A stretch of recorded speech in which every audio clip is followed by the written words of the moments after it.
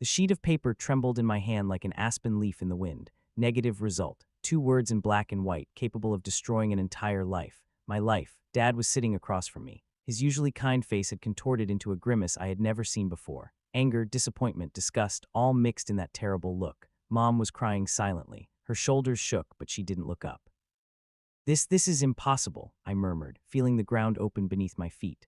I was 20 years old, and my entire life I had been Diego Martinez, the son of Raul and Alina. Countless family photos, memories of Dad's hugs, our trips together to the Costa Brava, his pride when I got into the University of Valencia to study architecture. All of that now seemed like a lie, a deception, a cruel joke. Enough, Dad shouted, slamming his fist on the kitchen table. Mom flinched and cried harder. I always suspected something, Alina, always, but you swore. Mom finally lifted her tear-streaked face. Raul, please listen. Listen to what? That you've deceived me for 20 years, that this stranger has lived under my roof, eaten my bread, carried my name. His voice broke into a shout. Each word pierced me like a knife. I looked at them both, dazed, shattered. Who am I now? If Raul isn't my father, who is? And why did Mom keep silent all these years? Questions swarmed in my head like a restless hive, but none found answers. Pack your things, Raul said. His voice had turned cold, distant. You don't live here anymore. Tears burned my eyes. Dad, Raul, please let me explain. Let us all explain. There's nothing to explain, he cut in. You're not my son, and I don't want to see you again. With those words, he stood and left the kitchen, slamming the door so hard the windows rattled.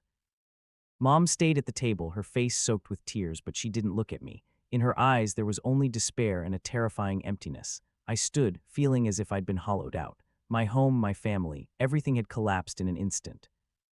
In a daze, I went to my room. The room I thought was mine, filled with photos, books, memories. Now everything seemed foreign, belonging to someone else whose place I had illegally occupied. Packing the essentials into my backpack, I left the house. Mom didn't come to say goodbye. The door closed behind me with a dull thud, cutting me off from everything I knew and loved. Valencia greeted me with a cold autumn wind. I wandered the streets, not knowing where to go. I had little money in my pocket and modest savings in my bank account that wouldn't last long.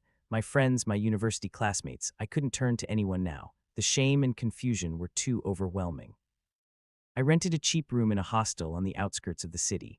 A small room with a narrow bed and peeling walls became my new home. The first night I lay awake, staring at the ceiling, trying to process what had happened, but all my thoughts circled one question: who is my real father, and why did Mom hide it?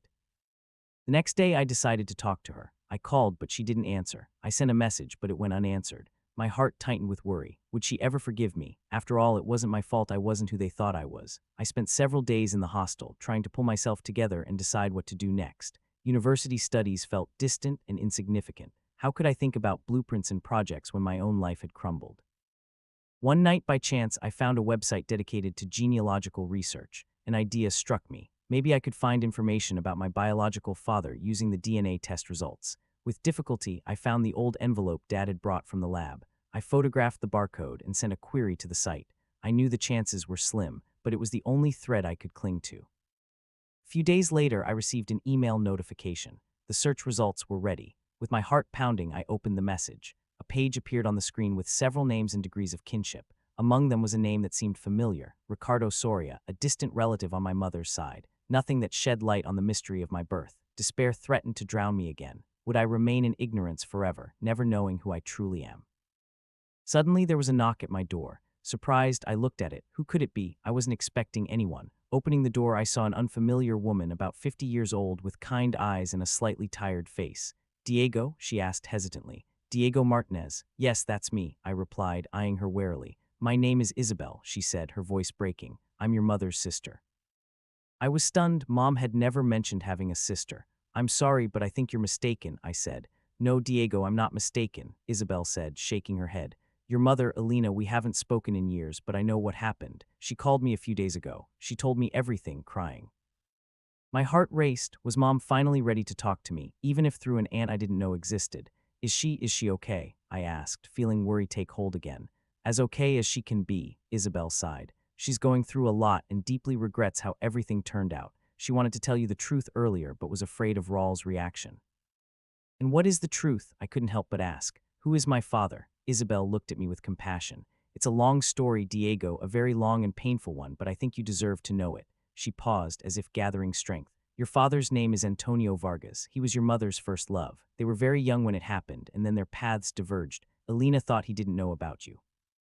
Antonio Vargas, a name that meant nothing to me. Why did she keep quiet all these years? I asked bitterly. Raul couldn't have children, Isabel said quietly.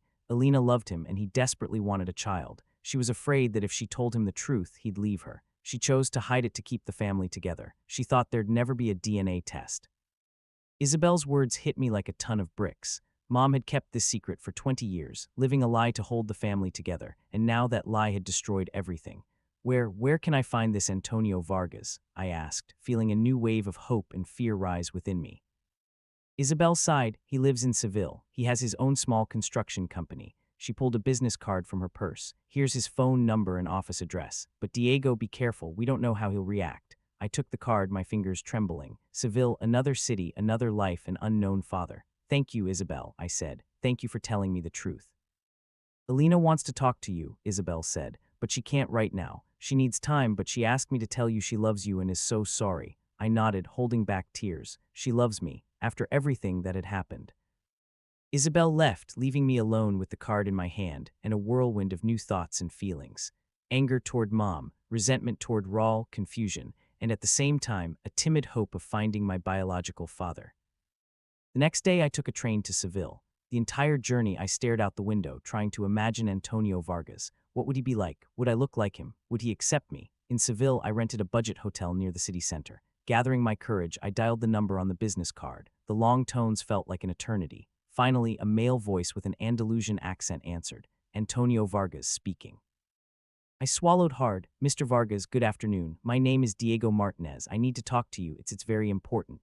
There was a silence on the other end, then Antonio's voice grew cautious. What do you want to talk about, Mr. Martinez? It's about Alina Martinez, I said, my voice trembling traitorously. Another silence, followed by a sharp sigh. Alina, what's happened to her? She's fine, I hurried to reassure him.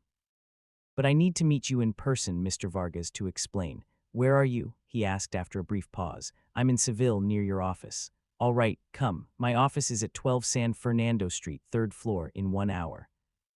I hung up, a chill running down my spine. The meeting was set. In 1 hour, I would finally meet the man who was my biological father, a man I hadn't even known existed. The time until the meeting dragged on agonizingly. I paced the hotel room nervously, trying to imagine the encounter. What would I say? What would he say? Exactly 1 hour later, I stood before the door of Vargas Construction. Taking a deep breath, I knocked. A young woman with a friendly smile opened the door. Good afternoon, are you Diego? She asked. Yes, I replied. Mr. Vargas is expecting you. Please come in. She led me to a spacious office furnished with simple but elegant furniture. A man sat behind a large wooden desk. He stood as I entered, tall, with graying hair but lively brown eyes that suddenly seemed familiar, making my heart pound even harder. Diego, he said, extending his hand. His handshake was firm, confident. Pleased to meet you. Likewise, Mr. Vargas, Antonio, I said, the name slipping from my lips almost in a whisper. We sat. An awkward silence hung between us for a moment. Antonio studied me, as if trying to discern something in my face. So, Diego, he said finally, what did you want to tell me about Alina? I took a deep breath and began my story. I told him about the DNA test, how Dad had kicked me out, my conversation with Aunt Isabel. I spoke of my confusion, my pain, and my need to know the truth. Antonio listened in silence, his face growing more serious and thoughtful. When I finished, he remained silent for a long time, his gaze fixed on the window. Alina never told me anything, he said at last, his voice low and somehow sad. We broke up a long time ago. I thought she got married and was happy. She married Raul, I confirmed, but they didn't have children of their own. Antonio fell silent again. I saw a range of emotions cross his face, surprise, confusion, deep pain. So I have a son, he murmured slowly, as if testing the words. I nodded, unsure of what to say. He stood and walked to the window, his back tense. Several long minutes passed before he spoke again. I don't know what to say, Diego, he said, turning to me. There were tears in his eyes. This is too unexpected. I never thought something like this was possible. I understand, I said. I still can't believe it myself. I need time, Diego, he said. I need to process this. This changes my whole life. Of course, I replied. I don't expect you to accept me right away. I just wanted you to know the truth. I'm glad you came, Antonio said, warmth creeping into his voice. I always regretted that Alina and I parted ways. She was special. He looked at me again. You look like her, there's something in your eyes. At that moment, his phone rang. He apologized and answered. The conversation was brief and businesslike. When he hung up, he looked at me again. Diego, I have to leave urgently for business, he said, but I want us to talk more. Give me your phone number. I'll call you tomorrow. I gave him my number. Until tomorrow, Diego, he said, shaking my hand again. His handshake now felt less formal, somehow warmer. I left the office with a strange mix of relief and uncertainty. I had told him the truth. He knew about me. But what would happen next? Would he accept me as his son? Would he want to be part of my life? Back at the hotel, I lay on the bed, staring at the ceiling. So much had happened in the past few days. I had lost one father and perhaps found another, but the future remained uncertain, full of questions. What would happen with Mom and Raul? How would my life in Valencia continue without their support? And who was this Antonio Vargas? What place would I have in his life? The next morning, my phone woke me. An unknown number flashed on the screen. Hello, I answered sleepily. Diego, it's Antonio. My heart raced. Good morning, Diego. I've been thinking a lot about our conversation yesterday, he said. I want to see you today. Can we have lunch together? A timid hope sparked within me. Yes, of course. What time and where? At 2 p.m. at Casa Manolo on the promenade. Do you know the place? No, but I'll find it. Perfect. I'll be waiting. I threw off the covers and got out of bed, feeling a burst of energy. This day could be the start of something new, something I couldn't yet imagine. At the appointed time, I was at Casa Manolo, a cozy restaurant with a sea view. Antonio was already waiting at a table by the window. He stood, greeting me with a smile in which I saw something familiar for the first time. We ordered paella and sangria and started talking. We talked about everything and nothing: Seville, Valencia, my studies, his business. Slowly, the tension between us melted away, and I felt I was beginning to know this man, the man who had apparently been a part of me all these years. When we parted after lunch, Antonio hugged me tightly like a father. See you soon, son, he whispered in my ear. Son, that word sounded like music to me. I left Seville with a new feeling in my heart, a sense of hope, a sense that I wasn't alone, that somewhere there was a man who recognized me as his son. But on the way back to Valencia, anxiety didn't leave me. What awaited me at home? Could Mom ever forgive me for revealing the truth? And how would Raul react if he learned I had found my biological father? When I arrived in Valencia, I didn't go home. I rented a room at the hostel again. I needed time to prepare for the meeting with Mom. The next day, I gathered my courage and called her. She answered after several rings, her voice low and somehow distant. Mom, it's me, I said, a long pause. Diego, Isabel told me everything. I know, I replied. Mom, I'm so sorry it turned out this way. I never wanted to cause you pain.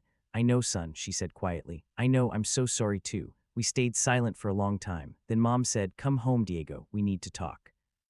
I went home. Mom opened the door. Her eyes were red from tears, but I saw no anger in them, only sadness and relief. The house was quiet, strangely empty without Dad. Mom told me he had gone to stay with relatives for a few days to recover. We talked a lot. She cried, telling me about her love for Antonio in her youth, her fear of losing Raul, the remorse she had felt all these years. I listened, trying to understand and forgive. By evening, a fragile bond of understanding had formed between us. We were both victims of circumstances, hostages to a secret that had destroyed our family. But most importantly, I knew I had another father. In Seville, Antonio was waiting for me, and though much lay ahead that was unknown, I felt my story was just beginning. A story of self-discovery, forgiveness, a new family, and hope for the future. A future where there might be room for all of us. But the question remained open. What would happen when Raul returned? Could he ever accept the truth? Could I ever call him Dad again? And what role would Antonio play in my future life? Could I build a relationship with a man I had never known but who was a part of me? Those questions remained unanswered for now, leaving my story open, ready to continue.